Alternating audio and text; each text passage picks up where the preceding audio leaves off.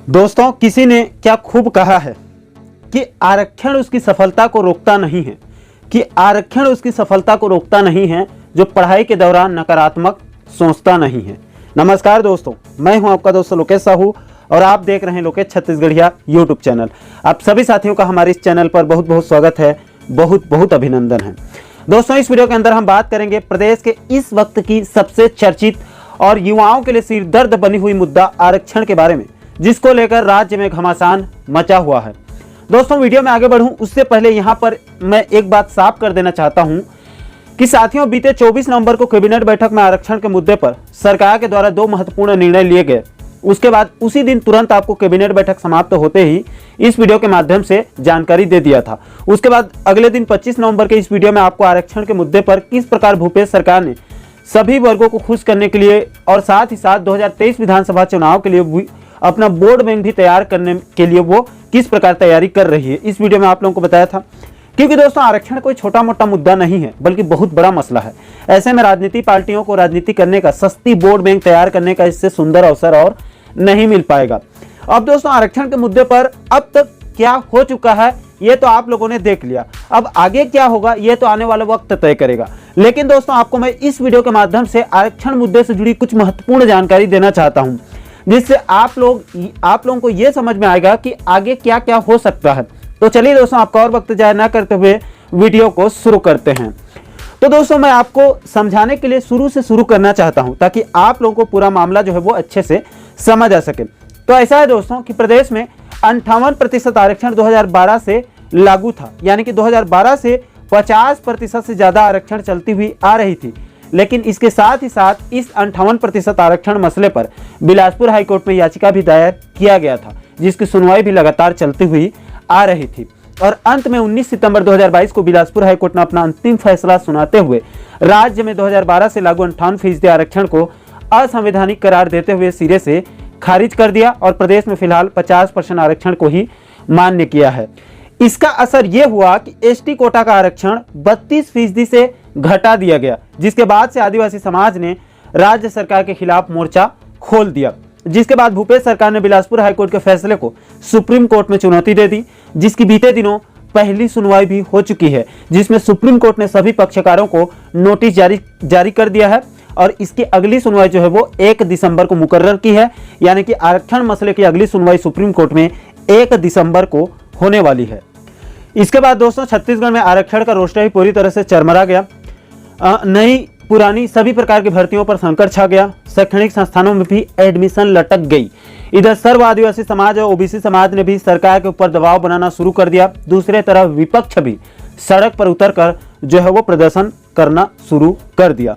रमन सिंह से लेकर अमित जोगी तक सभी विपक्ष के बड़े बड़े नेताओं ने आरक्षण मुद्दे पर भूपेश सरकार के ऊपर चारों तरफ से प्रेशर बनाना शुरू कर दिया। इन सभी का परिणाम यह निकला कि राज्य सरकार ने हालात बेकाबू होते देख इस गंभीर मुद्दे को संज्ञान में लेकर तुरंत आनन फानन में 24 नवंबर को कैबिनेट की अहम बैठक जो है वो बुला लिया गया। इसमें वैसे तो और कई मुद्दों पर चर्चा हुई और कई बड़े निर्णय सरकार की तरफ से लिए गए, लेकिन दोस्तों, सभी की नजरें जो है वो उस दिन आरक्षण पर टिकी हुई थी। इसलिए राज्य सरकार ने उस कैबिनेट बैठक में आरक्षण मुद्दे पर 2 बड़े फैसले लिए। पहला तो छत्तीसगढ़ लोक सेवा अनुसूचित जातियों, अनुसूचित जनजातियों और अन्य पिछड़ा वर्ग के लिए आरक्षण संशोधन विधेयक 2022 के प्रस्ताव का अनुमोदन कर दिया और दूसरा छत्तीसगढ़ शैक्षणिक संस्था में प्रवेश में आरक्षण संशोधन विधेयक के प्रस्ताव का जो है वो अनुमोदन कर दिया। इसको और मैं सरल भाषा में आपको बताऊं तो सीधा 58% आरक्षण को ही बढ़ाते हुए सीधे 76% तक कर दिया गया, जिसमें एसटी कोटा को बढ़ाकर 20% से 32% तक कर दिया। एससी कोटा को 12% में 1% बढ़ाकर 13% तक कर दिया। ओबीसी कोटा में भी बड़ी वृद्धि करते हुए 14% से सीधे 27% तक लगभग डबल कर दिया और ईडब्ल्यूएस आरक्षण को 4% तक कर दिया गया। अब दोस्तों, इस आरक्षण कोटा के आवंटन पर कुछ लोगों की आपत्ति है। एसटी और ओबीसी वाले तो खुश हैं, लेकिन एससी और जनरल यानी कि ईडब्ल्यूएस वाले थोड़े नाराज हैं। एससी वालों का कहना है कि एससी कोटा का सिर्फ 13% है, जो बहुत ही कम है, इसको और बढ़ाना था। तो दोस्तों, इसमें सरकार का कहना है कि चूंकि जनसंख्या के अनुपात के आधार पर राज्य में आरक्षण कोटा तैयार किया गया है, इसलिए चूंकि इस समय प्रदेश में 13% एससी वर्ग के लोग हैं, इसलिए उनके लिए 13% आरक्षण कोटा दिया गया है, यानी कि आरक्षण में कोटा दिया गया है। इसके बाद ईडब्ल्यूएस वालों का कहना है कि केंद्र में तो ईडब्ल्यूएस को यानी कि सामान्य वर्ग के गरीब संवर्ग को 10% आरक्षण देने का प्रावधान है, तो यहाँ पर तो मात्र 4% ही दिया गया है। तो दोस्तों मैं आपकी जानकारी के लिए बता दूं कि यहाँ पर बताना चाहता हूं कि जिस दिन यानी कि 24 नवंबर को कैबिनेट बैठक लिया गया था, उसी दिन शाम को कैबिनेट बैठक समाप्त होने के बाद कृषि मंत्री रविंद्र चौबे जी मीडिया के सामने आए और उन्होंने पूरी जानकारी दी, जिसमें उन्होंने इस सवाल का जवाब दिया था। और उनका कहना था कि चूंकि केंद्र ने राज्यों को कहा है कि आप अपने राज्य में ईडब्ल्यूएस को अप टू 10% आरक्षण दे सकते हैं, अप टू 10%, यानी कि ईडब्ल्यूएस को 2% से लेकर 10% तक आप आरक्षण दे सकते हैं, लेकिन 10% के अंदर अंदर ही होना चाहिए। इसलिए ईडब्ल्यूएस को 10% के अंदर अंदर 4% आरक्षण का लाभ दिया गया है। हालांकि राज्य सरकार चाहती तो कुछ प्रतिशत और दे सकती थी। अब दोस्तों आगे क्या होगा यह समझना बहुत जरूरी है। तो दोस्तों हालांकि भूपेश सरकार ने कैबिनेट में तो 76% आरक्षण को अपनी हरी झंडी जरूर दे दी है, लेकिन इसका मतलब यह नहीं है कि 76% आरक्षण लागू ही हो गया है। अभी इस पर बहुत सारे पेच हैं जिसको मैं आगे आपको समझाने वाला हूं। सबसे पहले तो इस विधेयक को 1 दिसंबर के विधानसभा के विशेष सत्र में जो है वो पास होना बहुत जरूरी है। इस पर प्रस्ताव पास होना बहुत जरूरी है और विधानसभा में प्रस्ताव पास हो सकता है, वहां पर ज्यादा कोई दिक्कत नहीं हो सकती, क्योंकि पक्ष और विपक्ष दोनों आरक्षण संशोधन विधेयक के पर जो है वो सहमत हैं। इसीलिए आरक्षण संशोधन विधेयक 1 दिसंबर को लगभग विधानसभा से पास हो जाएगा।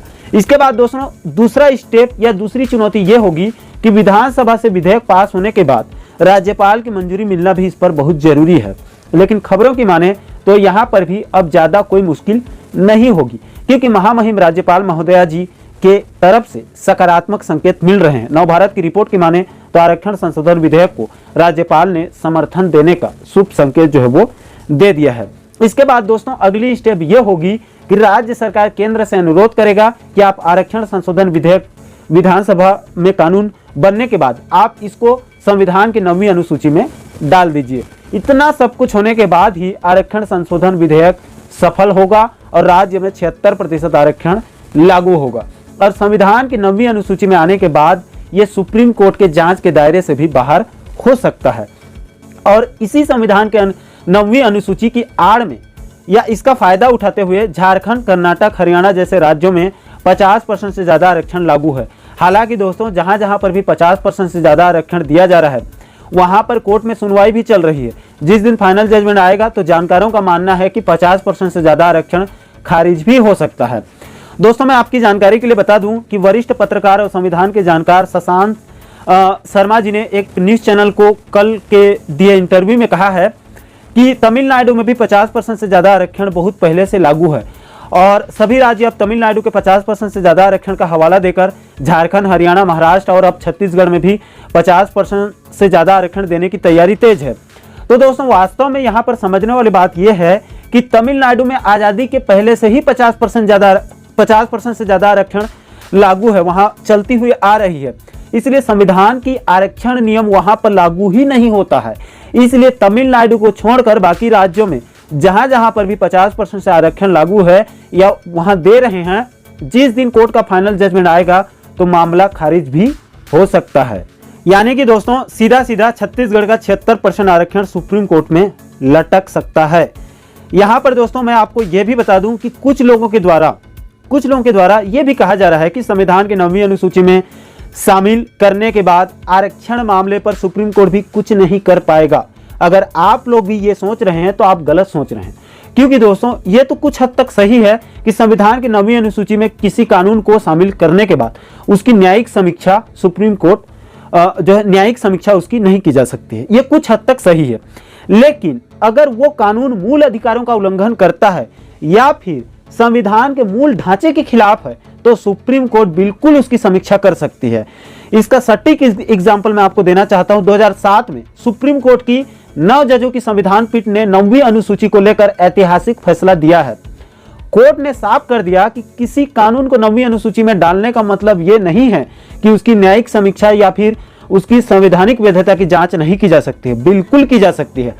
अगर संबंधित कानून मूल अधिकार के खिलाफ है तो ऊपरी अदालतें यानी कि अपर कोर्ट यानी कि सुप्रीम कोर्ट उसे रद्द भी कर सकती है। इसका मतलब साफ है दोस्तों कि आरक्षण को नागरिकों के मूल अधिकार होना बहुत जरूरी है। नहीं तो फिर आरक्षण संविधान की 9वीं अनुसूची में होने के बाद भी अगर 50% से ज्यादा आरक्षण हुआ तो उसको सुप्रीम कोर्ट खारिज भी कर सकता है। अब दोस्तों यहाँ पर यह देखना जरूरी है कि आखिर आरक्षण नागरिकों के मूल अधिकार है भी या फिर नहीं है। तो दोस्तों इसका भी मैं आपको उदाहरण के माध्यम से समझाना चाहता हूं। दोस्तों 2020 में सुप्रीम कोर्ट ने आरक्षण को लेकर बहुत अहम टिप्पणी की थी। कोर्ट ने कहा था कि आरक्षण मूल अधिकार नहीं है।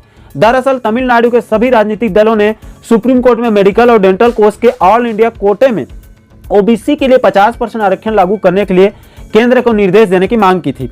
उसी मामले पर सुनवाई करते हुए जस्टिस एल नागेश्वर राव की अगुवाई वाली बेंच ने कहा कि आरक्षण का अधिकार मौलिक अधिकार नहीं है। उसके बाद राजनीतिक दलों ने अपनी याचिका वापस ले ली थी।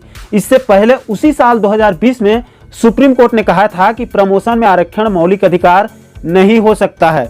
इसका मतलब साफ है दोस्तों कि 50% से ज्यादा आरक्षण को अगर संविधान की 9वीं अनुसूची में डाल भी दिया जाए तो सुप्रीम कोर्ट उसको खारिज भी कर सकती है। इसी उदाहरण को दोस्तों अगर हम अभी वर्तमान में छत्तीसगढ़ के 76% आरक्षण से जोड़कर देखें तो अभी भी रास्ता उतना आसान बिल्कुल भी नहीं है जितना आसान हमें लग रहा है। अगर आने वाले 1 दिसंबर को छत्तीसगढ़ विधानसभा के विशेष सत्र में आरक्षण संशोधन विधेयक पास होने के बाद राज्यपाल की मंजूरी मिलने के बाद भी केंद्र सरकार से अनुरोध करने के बाद केंद्र सरकार इसको संविधान की 9वीं अनुसूची में डाल भी देगी तो उसके बाद भी सुप्रीम कोर्ट से हरी झंडी मिलना बहुत जरूरी है। और दोस्तों सुप्रीम कोर्ट के ट्रैक रिकॉर्ड को देखें तो छत्तीसगढ़ के 76% आरक्षण को सुप्रीम कोर्ट चाहे तो खारिज भी कर सकती है। बाकी दोस्तों हम ईश्वर से प्रार्थना करते हैं कि ऐसा कुछ भी ना हो और भूपेश सरकार बड़ी आसानी और सावधानी के साथ आरक्षण के मुद्दे का जल्द कोई सकारात्मक समाधान निकाल दे। और जिन जिन वर्गों को आरक्षण की जरूरत है या सरकार जिन जिन वर्गों के लिए 76% आरक्षण संशोधन विधेयक लेकर आई है उन सभी वर्गों को उसका लाभ जो है वो मिल जाए। बाकी दोस्तों आगे क्या होगा ये तो आने वाला वक्त तय करेगा, क्योंकि इस आरक्षण को भी कई सारे चरणों से जो है वो गुजर कर जाना है, तब जाकर ये कानून का रूप धारण करेगा। दोस्तों मैंने इस वीडियो के माध्यम से आप लोगों को आरक्षण के मुद्दे के बारे में समझाने का छोटा सा प्रयास किया है। आशा करता हूं कि आप इस वीडियो के माध्यम से पूरे मामले को अच्छे से समझ गए होंगे। दोस्तों आरक्षण के इस मुद्दे पर आपकी क्या राय है, आपके हिसाब से क्या हो सकता है, नीचे आप कमेंट सेक्शन में अपनी प्रतिक्रिया जरूर साझा कीजिए और इस वीडियो संदेश को भी आप आगे भी थोड़ा सा शेयर कर दीजिए ताकि सभी लोगों को आरक्षण के मुद्दे के बारे में पता चल सके। और दोस्तों आप आगे भी आरक्षण के साथ साथ प्रदेश के और भी तमाम महत्वपूर्ण मुद्दों पर वीडियो देखना चाहते हैं तो हमारे इस चैनल को आप सब्सक्राइब जरूर कर लीजिए ताकि हमारे सभी नए वीडियो का नोटिफिकेशन जो है वो आप लोगों तक तुरंत पहुंच सके। साथियों इस वीडियो में इतना ही, मुझे दीजिए इजाजत। मैं मिलता हूं आपसे एक और महत्वपूर्ण मुद्दे के साथ, महत्वपूर्ण टॉपिक के साथ। तब तक के लिए जय हिंद, जय छत्तीसगढ़।